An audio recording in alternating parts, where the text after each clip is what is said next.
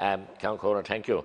This report before us today proves that history is a living thing, and that unless we face it honestly, peace and the beginning of reconciliation will continue to evade us. I also would like to welcome the apologies of the Taoiseach and indeed Taoiseach and Minister O'Gorman, and I listened to their speeches here. And I also want to acknowledge the apologies of the Bonsico sisters today, and indeed the Archbishop of Tuam also, and indeed I had the Archbishop of Dublin yesterday, and so right well they may apologise. And I'm shocked and disgusted, as many survivors are, and their families and supporters, that stood with them all along in recent years, especially to get to the truth and try and get some semblance of justice. The scurrilous and scandalous leaking of this report at the week into Sunday newspaper is despicable and disgraceful. And I heard Minister Martin in a previous report was leaked when he was our Taoiseach Micheál Martin, when there was a previous report leaked, he was furious. And I hope he'll have the same fury now to root out the evil person, I call him, that leaked that, maliciously leaked it to media before any of the victims had seen it or could see it. And I think it's shocking, and we have too much of that going on today, with spin doctors all over the place scurrying around for bits of information.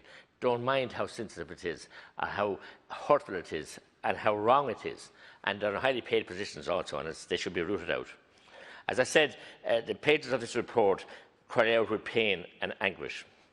They tell us of a treatment of women and children that no one here would accept for 1 second, not a minute, if it was one of our own children, a daughter of ours, or any relation. Not for 1 second, or should we? We must accept, however, painfully, that compassion was often absent in the one place where it was needed most, indeed the family, and also in many of the mother and baby homes also.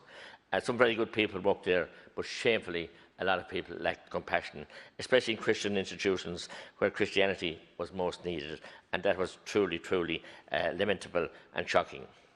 This is not to say that all families treated their daughters, children or grandchildren with such coldness and lack of compassion. They did not. The vast majority of people, and indeed families, that existed in the time and period covered by this report were hard-working, decent family people, trying to eke out a living and educate their children also. Post-war times, and indeed, post-independence, and indeed post-World Wars, and very, very harsh times, and very, very little mechanisation or anything else on farmlands or in the country. The balanced nature of this report makes that very clear, and I want to thank all the people who worked on the report and thank them for it's such a detailed. I haven't read it all. I'd be wrong to say I had, or any bits of it. It's a huge job of work and hugely eagerly awaited for by the victims, and I hope that they will get some solace from it, and we will go forward in a properly charted roadmap that we will be able to have redress and have reconciliation. As I said, the vast majority of people at the time did their best. The report bears that out also. But it remains too true to say that there was something like a conspiracy of silence existed in our communities and our nation when it came to the issues involved.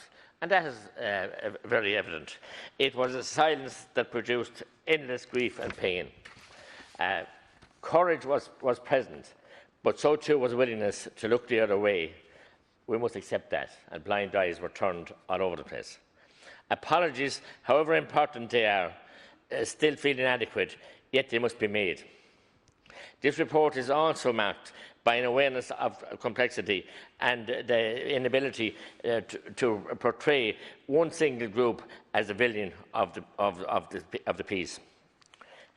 The inaction of the state, the conditions in the county homes, and the role of the county councils and courts played in the entire sorry saga is also highlighted, and rightly so. Yes, there was fault, grievous fault in many cases. How can we remedy this pain, I ask? How can we bring healing and restitution to all those involved? These are going to be important questions for us to consider. Every life is precious. Indeed, every life counts, and every life deserves the greatest opportunity to flourish, Count Corder. That this did not happen for so many and for so long.